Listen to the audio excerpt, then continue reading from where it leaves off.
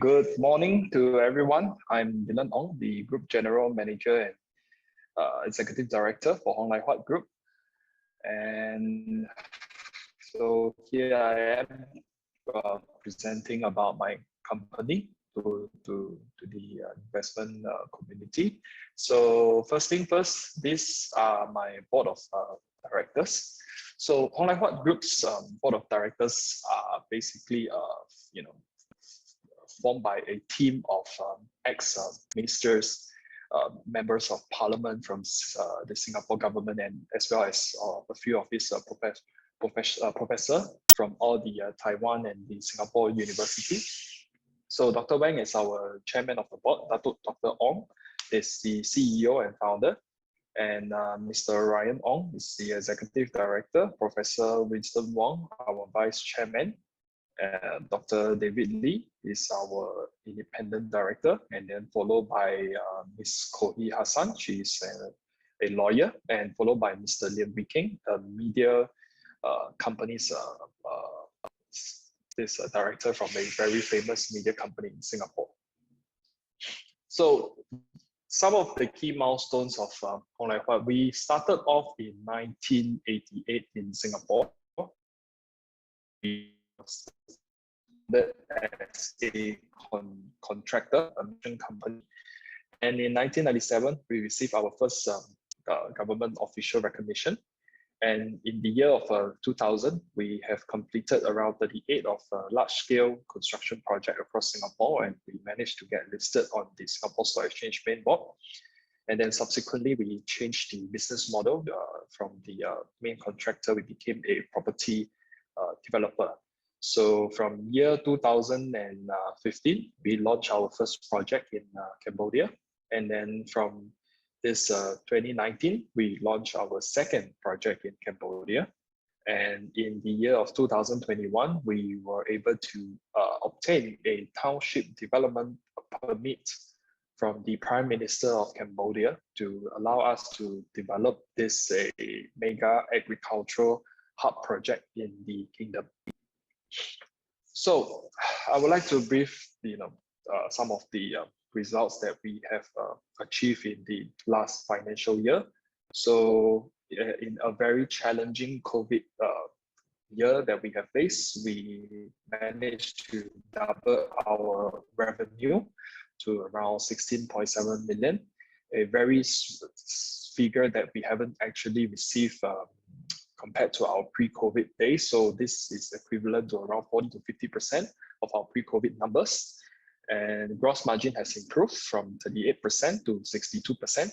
And we have also achieved a net profit of 3.2 million compared to a loss of 8.5 million for the first year of the COVID-19 pandemic. So as I've shared earlier in my last slide, so revenue has more than doubled due to a stronger sales that we have managed to achieve on the last part of 2021. That was because the Prime Minister of Cambodia decided to announce the full opening of its borders towards the all vaccinated travelers. And one of the fun facts is that Cambodia is actually the first country in the entire Southeast Asia to basically open up to all fully vaccinated travelers. And that does allow us to help us to improve the sales on the last part of the year. So other income, we've also rose mainly to some of the forfeiture that we've gotten and gained of the PPE asset and rental income. And if we did not actually dispose in a subsidiary last year, we would have actually recorded a higher net profit of 6.1 million because that year last year we disposed one of the subsidiary asset, a depreciated asset. So we have to do a write-off loss of around 2.8 million from discontinued operations.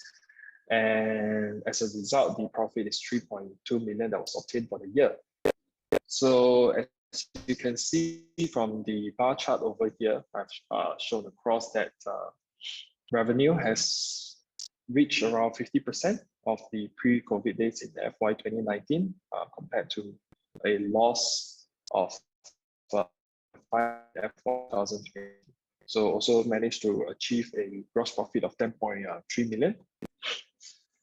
We have also managed to solidify the cash on hand on the, managed to get a 3-year high of cash on hand consolidation of 26 million compared to 11 and 9 million back in the last 2 financial years.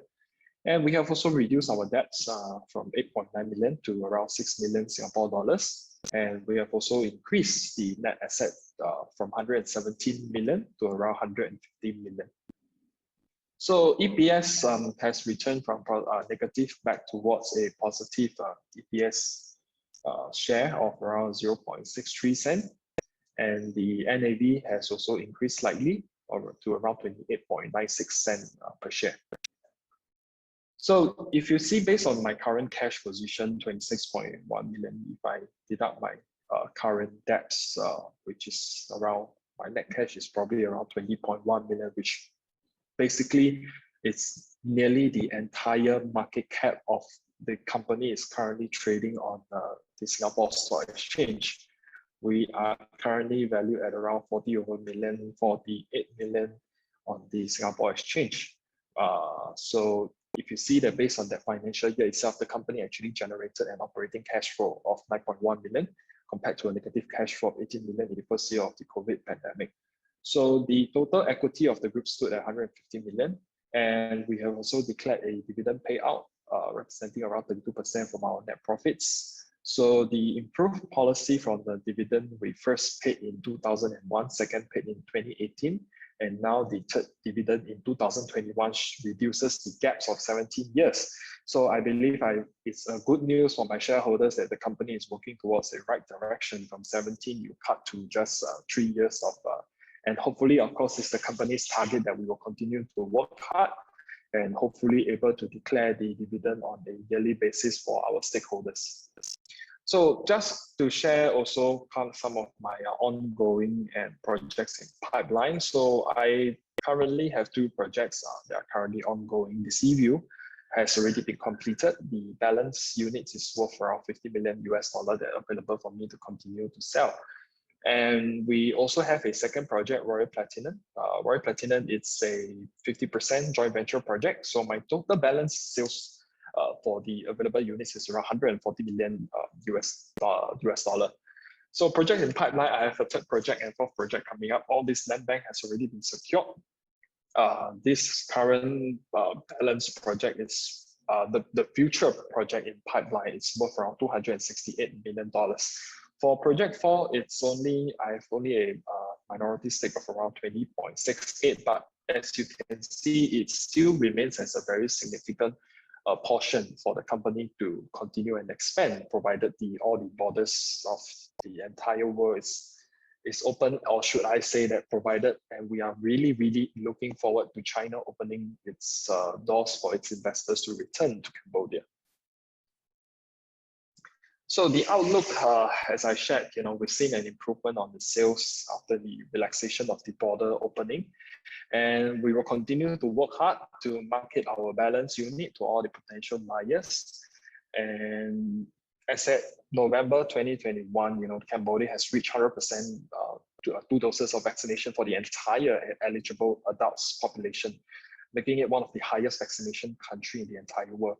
So we will also continue to lease out some of our unsold property units, and currently some of them are actually fetching a very healthy yield of around 8 to 12% per annum, and also continue to get more of the income from the agricultural hub development.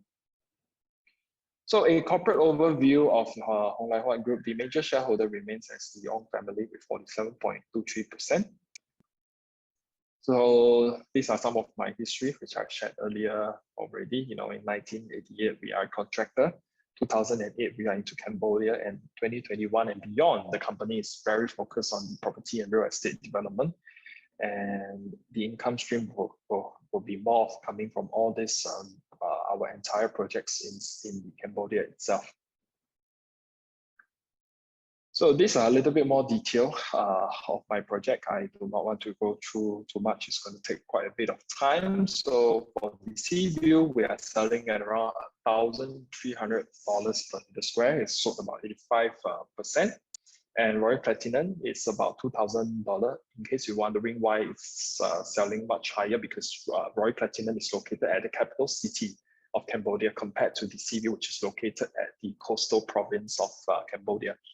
And of course, the township development, as you see from the approved zone, we have so many food processing factories, warehousing, logistic hub, renewable energy, livestock farm, plantation zones, aquaponics, water treatment facilities, light industry, commercial and community living concepts. So this is going to be a long-term 10, 20 years of roadmap that has been planned out for the company's future developments. So this is how the Sea View looks like. It's already completed a huge 28 stories building in Cambodia, fully completed. And Royal Platinum, it looks exactly like this. On the right side is the current construction progress. So this is the Cambodia Singapore Agriculture Hub. We recently launched our this project in Cambodia. So this is a vision map done by our architect, which shows this entire land it controls is being owned by the company itself. So these are all the design plan that has been laid out by the architect itself. The infrastructure main zone coming in from the entrance. So this is the project in pipeline. Project 3, I do have a artist impression to share. It looks roughly like that. But currently, we are still tweaking the design a little and still holding it out a little before we decided to launch, because even though most of the Asian countries has already opened its doors, but my boss feels that it's better that we hold out a little while more to see when will China relax its COVID-0 policy, and before deciding whether to launch this project, because this is going to be one of our largest, more than 1,000 units available for sales in this project itself. So moving forward, as I shared, it's very unfortunate that the company is still being seriously undervalued. It's still trading below 50 million Singapore dollars, even though we have a very attractive valuation of 0.4% of price to book. We are backed by mainly hard asset with cash properties and land in Cambodia. We have a very strong cash position.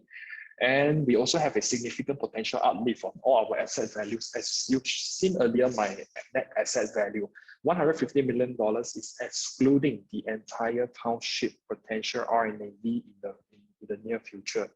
So I believe that the companies without hopefully any new variants decided to come and screw us up. I believe we had a very good potential profit and future growth coming from all our ongoing business itself. All right, thank you for your attention.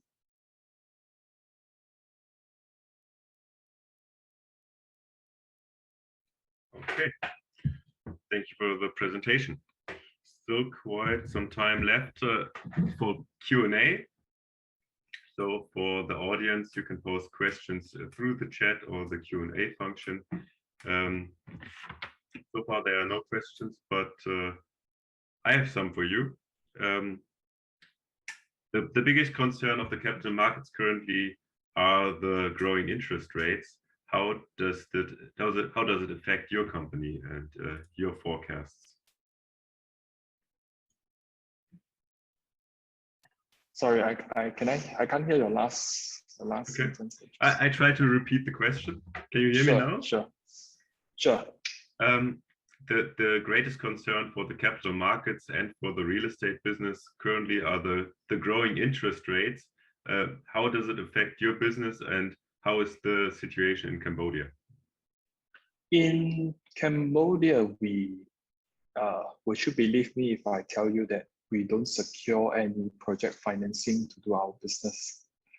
Because it's I will say that even though the market is very attractive, but one thing that remains challenging in Cambodia is securing financing for foreign investors. Because when you go to all these banks, the most lending limits that they can give you is probably only around $1 million to $2 million.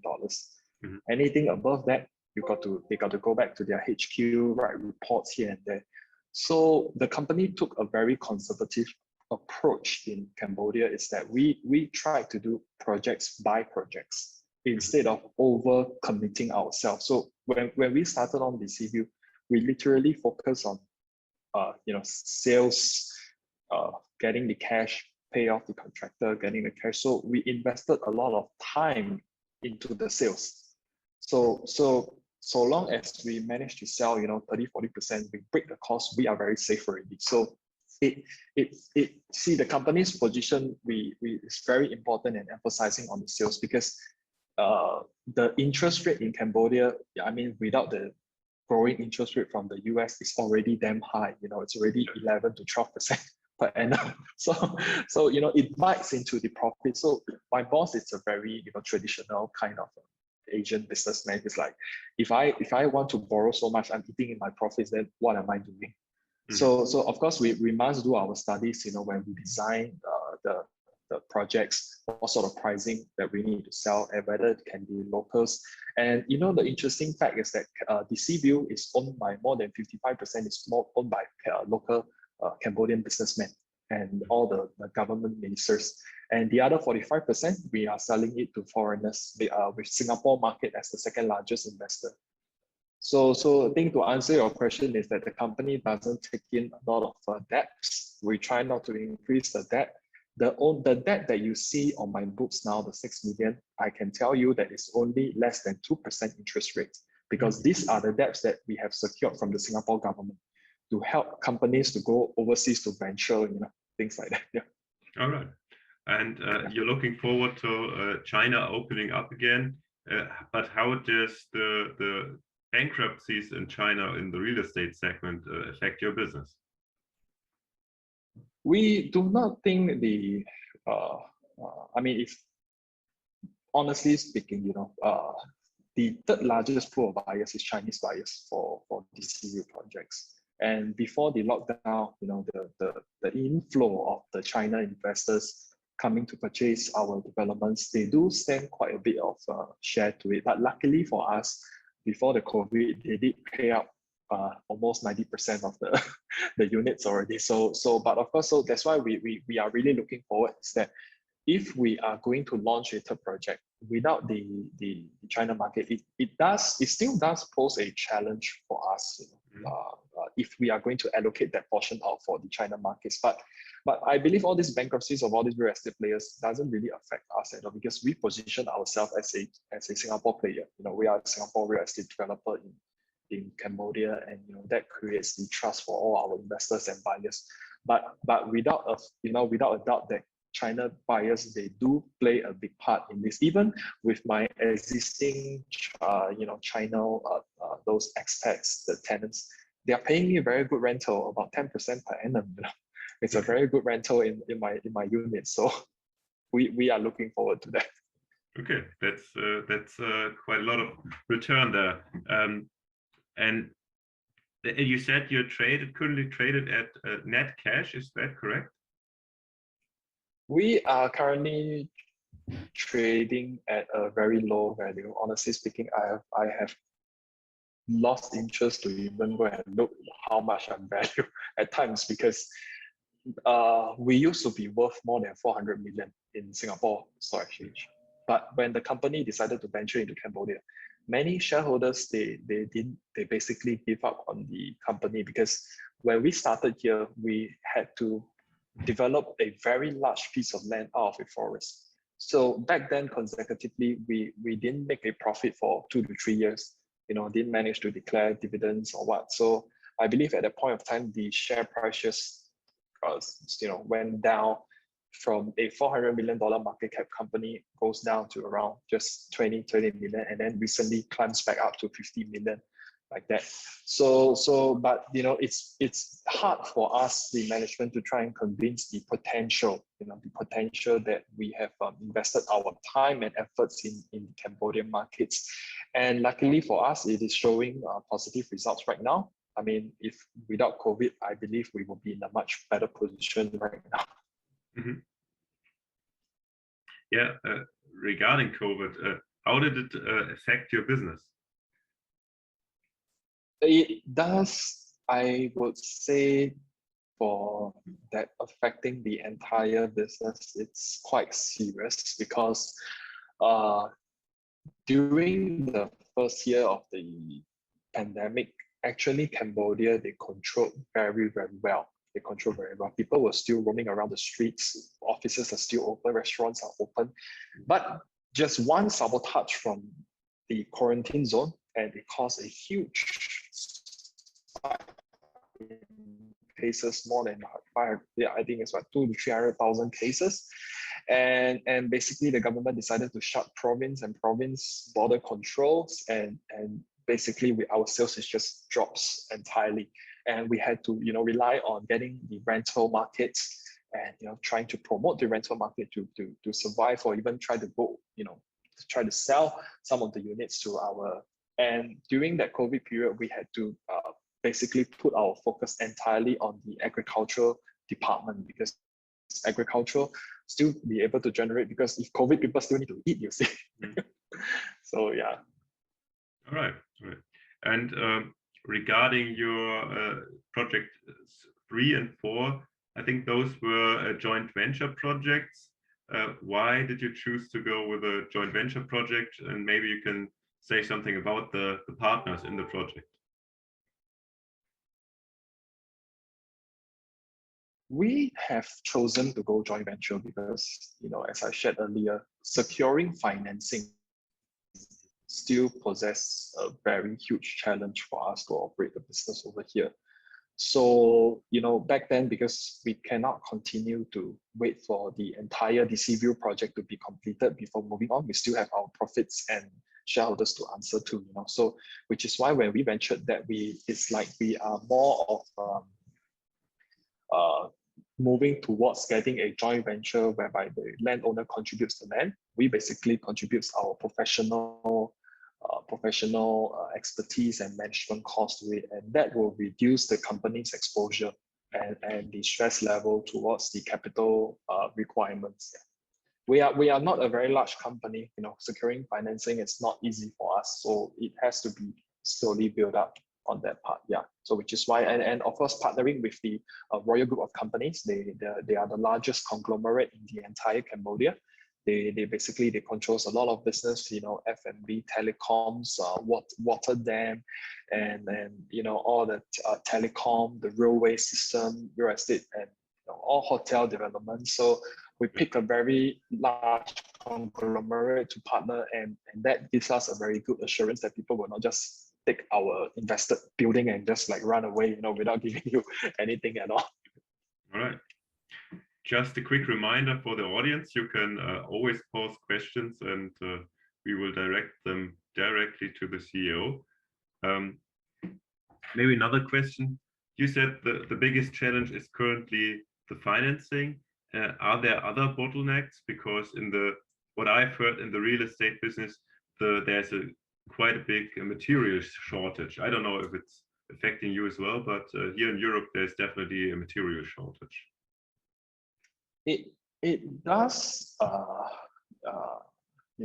increases the cost of the material for us in constructing our projects. But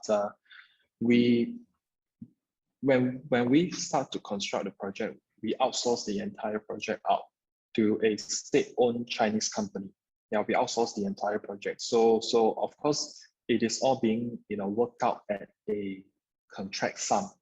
So of course, the company will not basically agree at this suddenly midway point to. So this is the part whereby the contractor, they have to absorb it. They have to absorb, because so the company is not in that position whereby increased risk of material price, because what was being agreed in that project sum that's it. We work within this budget. Yeah. And now some questions from the audience are coming in. First of all, where do you see the company in the next 5 years? We basically will definitely want to continue to strengthen our presence in the Cambodia market, because this is our 15th year in the Cambodia market itself. So if you ask me that how would I see in the next 5 years of how would the company grow, definitely number one is we would like to be one of the largest player of this real estate development in Cambodia, because the figures in Cambodia, in terms of your cost, your profit margin, it is still significantly much higher and better than comparing to develop a project in Singapore. I give you an example. One of my projects, the gross profit margin is more than 50%. Every unit that I sell, I can recognize 50% of GP. So it's very high. In Singapore, we could only get probably around 15% of profit. If you divide it by 3 per year, it's around 5%. Over Cambodia, the fixed deposit is already 6%. So I rather put my money inside the fixed deposit than to work so hard for it. So of course, the top priority, we must strengthen our presence and our capabilities, not just in terms of asset developments, but number two, we need to continue and sell our units. And number three, we have to be diversified, continue and diversify all our business in Cambodia, which is what we are starting to do. On our first and second projects, we don't only build residential, we have commercial shop houses, hotel developments, and one of our hotels has even have a casino going in, but we don't operate that. Basically, we just develop and someone else operated it. So, and of course, the third most important thing is we have this agricultural hub itself. So it does give us a very important position towards the future, investors, that the company is not entirely a real estate player. We have an agricultural hub, whereby we have such a big piece of land. It's around 10,000 hectares. It's 1/7 the size of Singapore. So this project will also be our top priority to develop over the next 5 years. And there's another question from the audience regarding your fixed deposits for the next 5 years. How do you manage your working capital in that regard?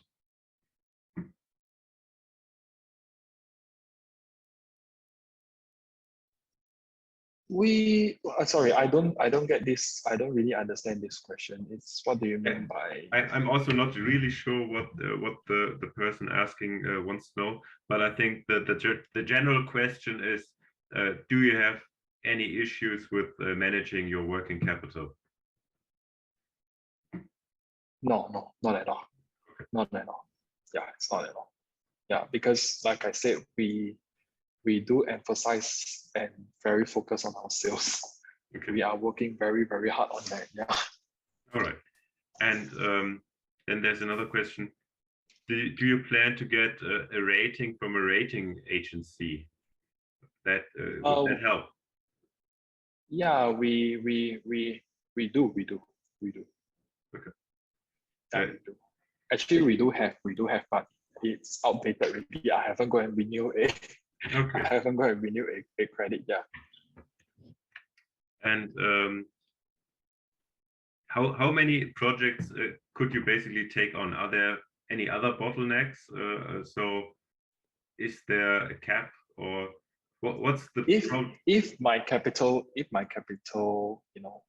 requirements are being secure, definitely I can work on 2 to 3 projects at once. But as of the time being, without the securing all this legal financing, we could only basically take on a project, basically it's 1 to 2 years. We only cannot develop just one particular project itself.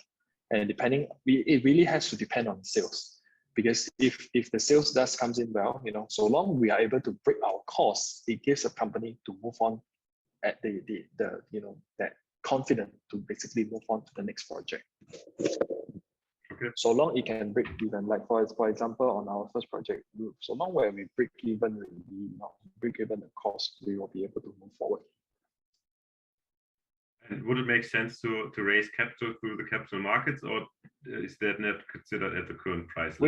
We did actually. We just did a rights issue exercise a couple of months ago. Mm-hmm. My boss, we raised about 26 million Singapore dollars, and my boss himself, he actually take on more than 16 million of his own money put in the company. So from the public, it's only around $10 million. So, but that has his purpose because he put in 16 million. He wanted to basically up his stake. He used to be only 26%, and after he put in 16 million, he buy the excess rights share, and it increases his share. We should. My boss should have crossed the 51% threshold to take hold in control. If not, of the public has subscribed the $10 million, that's why he dropped back to 47. Because he didn't expect that, doing a rights issue in COVID times, we will still get 101% subscription. So that shows the confidence that people are showing towards us. So and he himself, putting in so much of his own money, $16 million. Okay. So it definitely, what does it show? The direction is going right. So long as I said no COVID variant decided to shit us up again. Yeah. Yeah. So, do you have currently a guidance out? What's the current guidance? Guidance as you mean for the forecast. Forecast. My apologies. As my boss, as I said, he's a very conservative man. He doesn't. Oh, shit. We can still see and hear you. Can we hear? Hello? Hello. Sorry. The line. Yeah, can you hear me? It's all good. It's all working. Sorry. Someone called me. So sorry. I just hang up the call. So okay. Guidance wise, I do not really have a guidance but I can only share one particular interesting thing is that the company recently has entered into a term sheet with a blockchain company. So we have basically granted them a right to purchase up to $50 million worth of units from us. And that particular company will basically launch their own cryptocurrency and NFT, whereby they will raise the capital of 50 million. And once they're able to hit every 5 million target, they will buy out the units from us. And this 50 million project, if successfully purchase everything out, the GP is what I shared earlier on, 50%. So this is a very interesting deal that we are working very hard on this. So we have already signed, we granted them the rights, it's already announced. It's all over the public information, it's already announced. So they will be launching the NFTs and cryptocurrency very soon in mid of June towards the market. So I am also praying hard, hopefully that it will success. I mean, given the popularity of doing the non-fungible tokens and cryptocurrencies market right now. But the deal is very clear cut, is that we don't accept any cryptocurrency. They go and sell, they raise it on their own. They convert to fiat, they pay me the cash. I only sell my units, that's all. That's okay. all. Yeah. So I'm hoping that this deal will go, because if this deal goes through, it's going to help us a lot in this P&L results. Yeah. It's going to help us a lot. Yeah. Yeah, that would have been so my that's the only guidance I can give you right now. Yeah. That's quite an interesting deal. How did you get connected with the people from the NFT investors?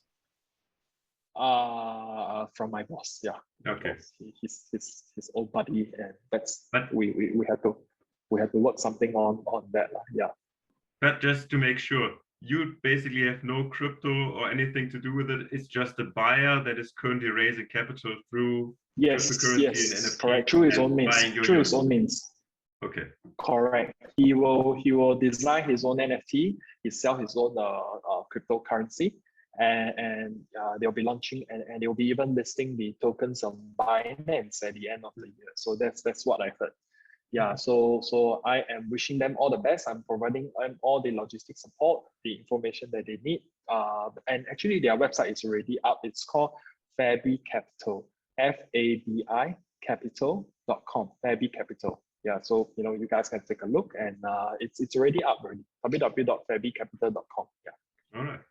So we're entering the last minute of our presentation. So maybe some conclusion or closing words for you, from you, for the shareholders or potential shareholders.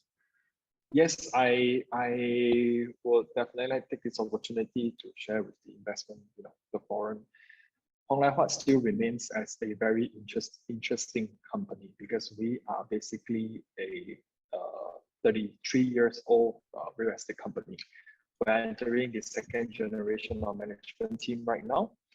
The company has a huge potential to grow, but we do need the right and directions moving forwards. And we do hope to welcome new stakeholders on board with us on this exciting journey. And hopefully they can grow with us moving forward. Yeah. Telanong, thank you very much for the great presentation and all the answers. I very much hope that the crypto buyer is actually selling his crypto and buying huge units from you. Yes, please take a look. fairbcapital.com. You can check it out. All right. Thank you very much. Thank you.